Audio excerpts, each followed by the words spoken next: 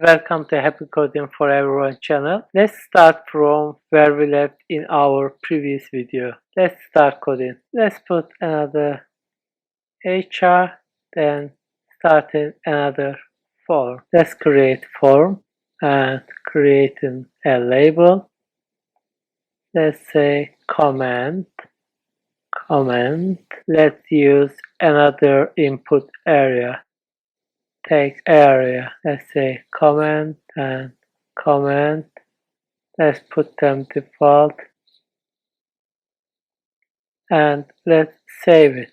That input area is different than that one because we use text area and you can change the size of that box. Let's say column 20 row 5 and save it.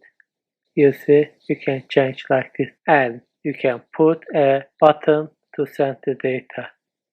Input, submit a value, send and save it. You see, let's have a look at another one. We are going to use select again, but that one is going to be a little bit different than the first one. Let's create a label. Let's say news. Choose a category and select.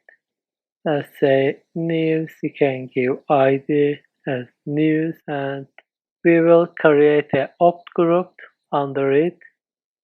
You can assign a label if you want. Let's say world news and let's assign some options.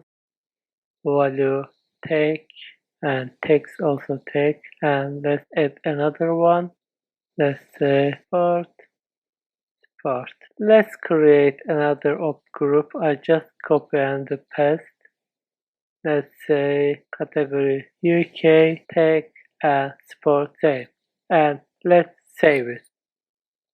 You see guys the difference? First one is giving us the options straight away.